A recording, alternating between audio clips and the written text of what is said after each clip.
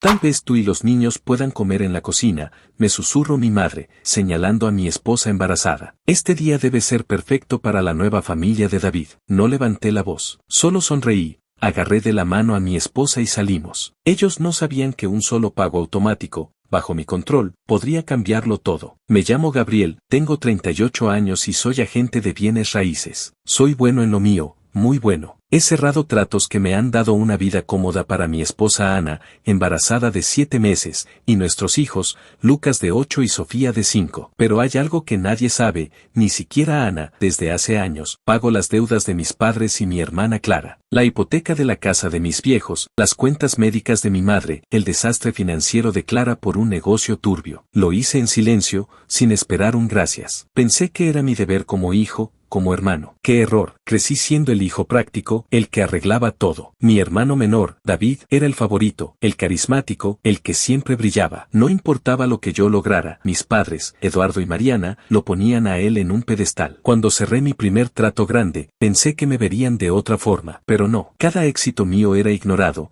mientras cualquier cosa que hacía David era una hazaña. Pagaba sus cuentas porque creía que era lo correcto. Cubrí la hipoteca de mis padres cuando estaban a punto de perder la casa, pagué las deudas de Clara por un esquema piramidal que colapsó, incluso ayudé con los gastos médicos de mi madre. Nunca me lo pidieron, pero lo hice. Nunca me dieron las gracias. Ni una vez. Todo cambió el día de Acción de Gracias. Mis padres siempre hacen un circo con estas fechas, pero esta vez era diferente. David iba a presentar a su nueva familia, su esposa Carla y el hijo de ella, Mateo, un niño de 5 años. Era el evento del año para mis padres, y yo ya sabía que Ana, los niños y yo seríamos relegados, como siempre. Pero no esperaba lo que pasó. Llegamos a la casa de mis padres a las 3 de la tarde. Ana, agotada pero sonriente, llevaba una bandeja de puré de papas que había preparado. Lucas y Sofía jugaban en el patio, emocionados por ver a sus abuelos. La casa olía a pavo asado y especias, pero el aire estaba cargado de algo más, una tensión que no podía ignorar. Mi madre estaba en la cocina, dando órdenes como si fuera una general. Mi padre, en su sillón, veía fútbol. Clara, en el comedor, pegada a su celular con cara de fastidio. Y entonces llegó David con Carla y Mateo. La casa se transformó. Mi madre dejó caer la cuchara con la que removía la salsa y corrió a abrazarlos. Mi padre se levantó, algo que casi nunca hace, y le dio a David un apretón de manos como si fuera un presidente. Clara se lanzó a Carla con un abrazo exagerado, como si fueran mejores amigas. A nosotros ni nos miraron. Ana y yo seguimos de pie con los niños, sosteniendo el puré, como si fuéramos extras en una película sobre David. Nos sentamos a la mesa, o mejor dicho, nos mandaron a un rincón con sillas incómodas y platos que parecían sacados de un trastero. David, Carla y Mateo tenían el centro de la mesa, con las servilletas de tela que mi madre guarda para ocasiones especiales. La conversación fue puro David, su trabajo como gerente en una tienda de electrodomésticos, los planes de Carla para abrir un salón de belleza, lo adorable que era Mateo. Nadie preguntó por mi trabajo, aunque la semana pasada cerré un trato de 7 cifras. Nadie preguntó por Ana, por los niños ni por el bebé que viene. Éramos invisibles, y entonces, mi madre cruzó la línea. Se acercó a Ana y, con una sonrisa falsa, le susurró, tal vez tú y los niños puedan comer en la cocina. Este día debe ser perfecto para la nueva familia de David. Sentí un nudo en el estómago, una mezcla de rabia e incredulidad. Ana se quedó quieta, apretándome la mano con fuerza. Lucas y Sofía, que estaban cerca, no entendieron las palabras, pero sintieron que algo estaba mal. No dije nada, no grité, solo sonreí, tomé la mano de Ana, hice una seña a los niños para que nos siguieran y salimos. Mis padres y Clara nos miraron como si estuviéramos locos, pero no les di explicaciones. Cerré la puerta y nos fuimos. En el auto, el silencio pesaba. Ana tenía los ojos brillantes, pero no lloró. Lucas y Sofía, en el asiento trasero, estaban callados. Cuando llegamos a casa, me senté frente a mi computadora y tomé una decisión que había postergado por años. Abrí mi cuenta bancaria y, con un clic, cancelé los pagos automáticos que mantenían a flote a mis padres y a Clara. Luego escribí un correo. Fue corto, sin rodeos. Listé cada peso que había pagado, la hipoteca, las deudas de Clara, las cuentas médicas. Dije que no lo haría más. Lo envié y cerré la laptop. Por primera vez en mucho tiempo, sentí que respiraba. Esa noche no dormí. Me quedé pensando en todos los años que me tragué el desprecio. Los comentarios de mi padre diciendo que vender casas no era gran cosa. Las veces que mi madre me pedía que no opacara a David. Cada cheque que firmé en silencio, pensando que era mi deber. Pero ya no podía seguir. Ana se dio cuenta de que algo había cambiado en mí. No preguntó, solo me abrazó y supe que ella me entendía. Al día siguiente, mi teléfono explotó. Clara dejó un mensaje gritando que era un egoísta. Mi madre llamó llorando, diciendo que estaba destruyendo a la familia. Mi padre no se molestó en contactarme, pero imaginé su furia. No contesté. Dejé que se desahogaran en el buzón de voz. Sentía una mezcla extraña de alivio y culpa, pero también una certeza, no iba a ceder esta vez. Había cruzado una línea, y no había vuelta atrás. Lo que no sabía era cómo reaccionarían ellos, ni hasta dónde llegarían para intentar arrastrarme de nuevo a su caos. Por la mañana, traté de mantener la cabeza ocupada. Ana notó que algo me pesaba, pero no preguntó. Me dio una mirada que decía que estaba ahí para mí, y con eso bastó. Eso es lo que amo de ella, sabe cuándo dejarme espacio. Pero mi teléfono no me dejaba en paz. Clara dejó más mensajes, alternando entre insultos y súplicas. Mi madre llamó de nuevo, diciendo que no podía dormir, que estaba matándola.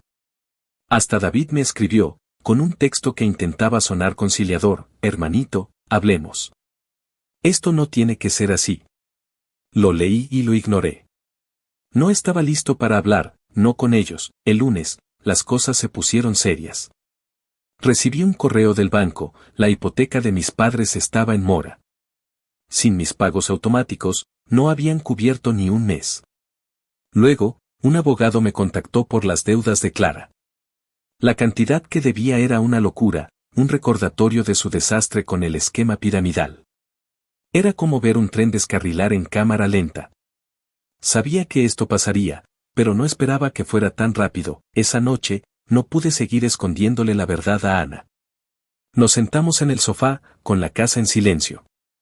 Le conté todo, los pagos a mis padres para salvar su casa, las deudas de Clara que cubrí, los gastos médicos de mi madre.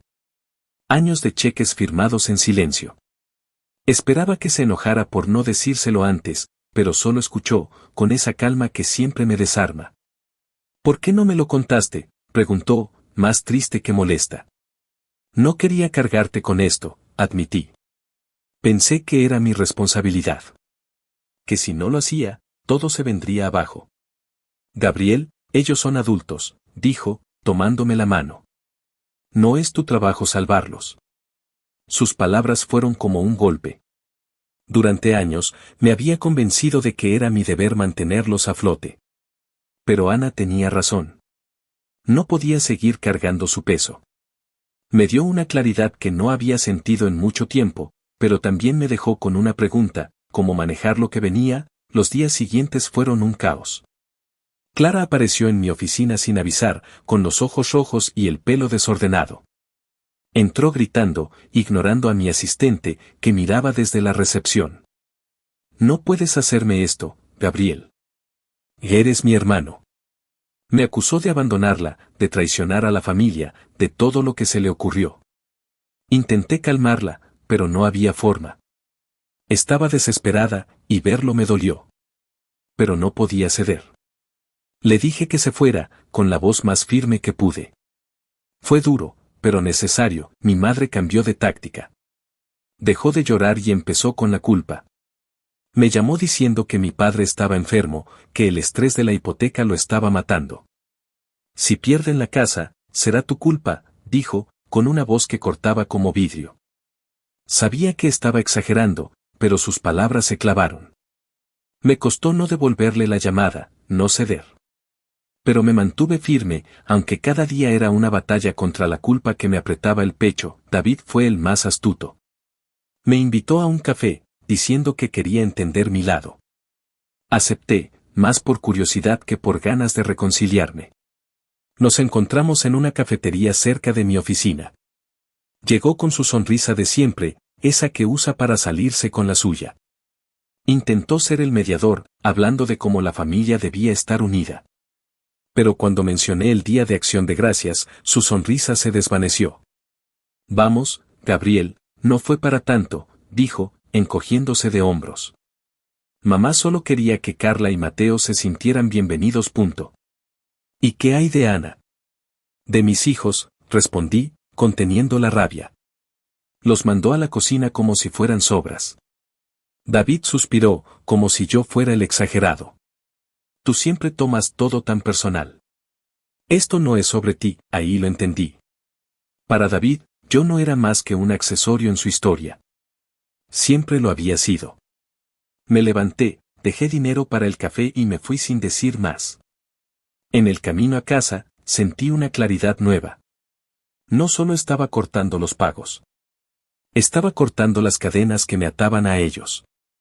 Pero la culpa seguía ahí, como un ruido de fondo que no podía apagar. Semanas después, las consecuencias llegaron con fuerza. El banco inició la ejecución hipotecaria de la casa de mis padres. Clara se declaró en bancarrota, atrapada por sus deudas. Mi madre me escribió un mensaje diciendo que estaba avergonzada de mí.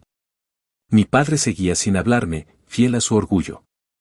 Pero lo que me sorprendió fue un correo de Carla, la esposa de David. Era breve, casi formal, pidiéndome que reconsiderara mi decisión por el bien de Mateo. Él no tiene la culpa de esto, escribió. Me dio rabia. Usar a un niño para manipularme era un golpe bajo, incluso para ellos. Ana me mantuvo firme. Tú les diste todo, Gabriel, me dijo una noche, mientras doblábamos ropa de bebé. Ahora les toca a ellos asumir las consecuencias. Sus palabras me dieron fuerza, pero no podían borrar la culpa que me despertaba a las 3 de la mañana, preguntándome si había ido demasiado lejos. Un día, recibí una llamada de un número desconocido. Era un vecino de mis padres, un señor mayor que conocía desde niño. Me dijo que mi padre había tenido un ataque de pánico y que mi madre estaba deshecha. Me pidió que fuera a verlos, que la situación era grave. Quise ignorarlo, pero algo en mí, tal vez esa lealtad que nunca se va del todo, me hizo subir al auto y conducir hasta su casa. Cuando llegué, la escena fue un puñetazo. La casa estaba en caos, cajas a medio llenar, papeles desparramados por el suelo, un olor a humedad que no recordaba. Mi madre estaba en el sofá, con la cara hinchada de tanto llorar.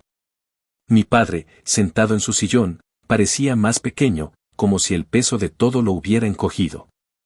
No me saludaron. Solo me miraron, esperando que dijera algo. ¿Qué quieren que haga?, pregunté, con más cansancio que enojo. Salva la casa, dijo mi madre, casi suplicando. Es todo lo que tenemos. Quise gritarles que no era su banco, que habían tenido años para arreglar sus finanzas, que me habían tratado como basura. Pero no lo hice. En cambio, dije, voy a pensarlo. No era una promesa, solo una forma de ganar tiempo. Salí de ahí con el pecho apretado, sabiendo que no podía volver a ser su salvavidas, pero sin estar seguro de cómo seguir. Esa noche, le conté todo a Ana. Ella escuchó, como siempre, y luego dijo algo que cambió mi perspectiva. No se trata de salvarlos, Gabriel. Se trata de salvarte a ti. Sus palabras me dieron una idea.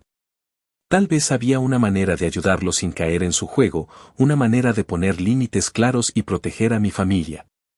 Pero antes de decidir, necesitaba enfrentar a David una vez más. Había algo en su actitud, en su forma de minimizarme, que no me dejaba en paz. Sabía que él tenía la clave para entender por qué mi familia siempre me había tratado como el segundón. Lo llamé al día siguiente. Necesitamos hablar, dije, sin darle opción a negarse.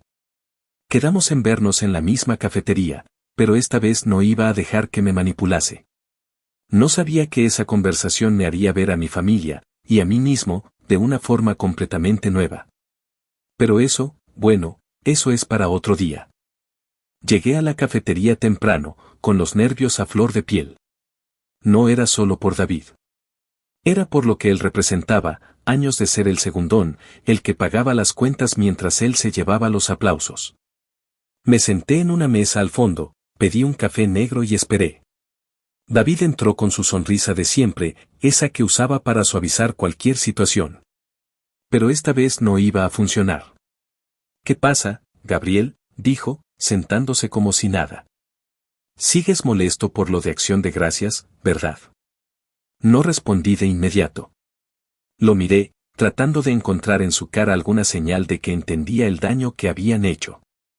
Pero no había nada, solo esa confianza de alguien que siempre ha sido el favorito. No es solo acción de gracias, dije, con la voz calmada pero firme. Es todo. Años de ser tratado como si no importara, mientras tú eras el rey. David frunció el ceño, como si no esperara eso. Vamos, no seas dramático. Mamá y papá siempre han estado orgullosos de ti. Solo que, bueno, yo he tenido mis propios problemas, y ellos quieren ayudarme. Punto. Ayudarte, dije, casi riendo. He pagado la hipoteca de su casa, las deudas de Clara, las cuentas médicas de mamá. ¿Y tú? ¿Qué has hecho por ellos, además de aparecer con tu nueva familia y recibir aplausos? Por primera vez, vi a David descolocado.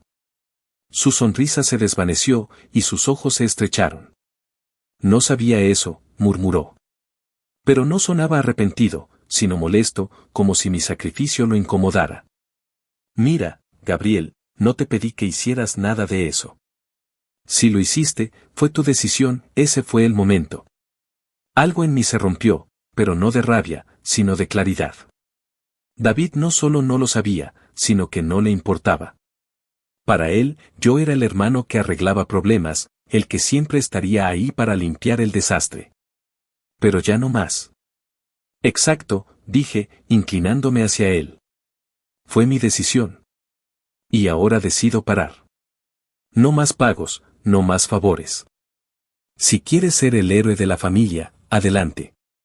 Pero no cuentes conmigo. Me levanté, dejando el café a medias. David intentó decir algo, pero no lo escuché. Salí de la cafetería con el corazón acelerado, pero no por enojo. Por primera vez, sentía que estaba tomando el control. Esa noche, hablé con Ana.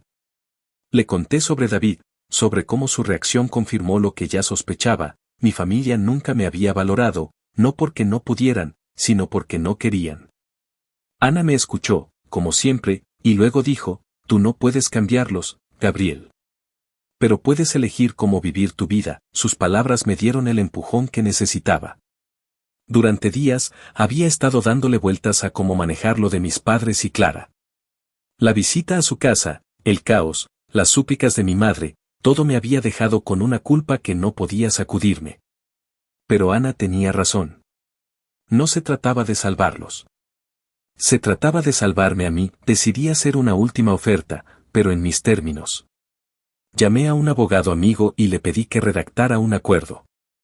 Era simple, les daría un fondo único, suficiente para que mis padres alquilaran un apartamento modesto por un año y para que Clara pagara un abogado para su bancarrota. A cambio, debían firmar un documento aceptando que no habría más ayuda financiera, nunca. También puse una condición clara, debían respetar a mi familia. Nada de comentarios despectivos, nada de favoritismos, nada de tratar a Ana o a mis hijos como si fueran menos. Si no cumplían, el contacto se acababa. Organicé una reunión en un restaurante neutral, un lugar donde nadie pudiera montar una escena. Mis padres, Clara y David, estaban ahí. La tensión se podía cortar con un cuchillo. Mi madre tenía los ojos rojos, como si hubiera llorado toda la mañana.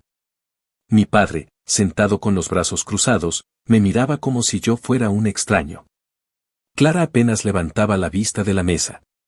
David, fiel a su estilo, intentaba actuar como si todo estuviera bien, pero su sonrisa era tensa. Hablé primero, con la voz más calmada que pude. Expliqué el acuerdo, el dinero que les ofrecía, las condiciones, todo. Esto es lo último que voy a hacer por ustedes, dije. Tómenlo o déjenlo. Pero si quieren ser parte de mi vida, tienen que respetar a mi familia. A Ana, a Lucas, a Sofía, al bebé que viene. Si no pueden, no habrá más contacto. Mi madre fue la primera en hablar. Gabriel, ¿cómo puedes hacernos esto? Somos tu familia, dijo, con la voz temblorosa. No, mamá, respondí. Ustedes nunca me trataron como familia. Siempre fue David. Siempre fue él. Yo solo era el que pagaba las cuentas. Mi padre, que hasta entonces había estado en silencio, soltó un bufido. Siempre fuiste un egoísta, dijo, con una voz llena de desprecio. Nunca fuiste como David. Él sí tiene corazón. Esas palabras fueron como un cuchillo, pero no me sorprendieron. Ahí estaba, la verdad que siempre había sospechado. Mi padre no solo prefería a David, me veía como una amenaza, alguien que con su éxito desafiaba su autoridad, su control sobre la familia. Durante años, había creído que si hacía lo suficiente, si pagaba lo suficiente, me ganarían su respeto. Pero no. Nunca lo harían, no respondí. No valía la pena. Miré a Clara, esperando que dijera algo, pero solo bajó la cabeza. David intentó intervenir, con su tono conciliador. Vamos, Gabriel, podemos arreglar esto. Somos hermanos. Punto. No, David, dije. No somos hermanos. Somos extraños que comparten padres. Y estoy cansado de ser el que siempre cede. Dejé el sobre con el acuerdo y el cheque sobre la mesa. Tienen hasta mañana para decidir, dije. Si no firman, el dinero se va. Me levanté y salí, sin mirar atrás. Por primera vez, no sentí culpa. Solo alivio. Al día siguiente, recibí el acuerdo firmado por correo. No hubo mensajes, ni llamadas, ni disculpas. Solo las firmas de mis padres y Clara, aceptando las condiciones. David no firmó nada, supongo que no lo necesitaba. Pero no me importó. Había hecho lo que tenía que hacer. Las semanas siguientes fueron extrañamente tranquilas. Mis padres se mudaron a un apartamento pequeño. Clara contrató a un abogado y empezó a lidiar con su bancarrota. No supe nada de David ni de Carla, y eso estaba bien. Por primera vez en años, mi vida se sentía como mía. Me concentré en mi trabajo, en Ana, en los niños. La nursery para el bebé estaba casi lista, y cada vez que sentía una patada en el vientre de Ana, me recordaba lo que realmente importaba. Un día, mientras revisaba unos contratos, recibí un mensaje de mi madre. Era breve: gracias por el dinero. ¿Estamos bien? No era una disculpa, pero era algo. No respondí. No necesitaba hacerlo. Había cerrado ese capítulo. Meses después, nuestro hijo nació. Lo llamamos Mateo, como un guiño irónico al hijo de Carla, pero también porque Ana siempre había amado ese nombre. El día que lo traje a casa, con Lucas y Sofía corriendo alrededor, emocionados por su nuevo hermano, miré a Ana y supe que había tomado la decisión correcta. Mi familia, mi verdadera familia, estaba aquí. No sé qué pasará con mis padres o Clara. Tal vez algún día podamos hablar, tal vez no. Pero ya no me preocupa. He aprendido que no puedo cambiarlos, pero sí puedo elegir cómo vivir. Y elijo a Ana, a Lucas, a Sofía, a Mateo. Elijo la paz.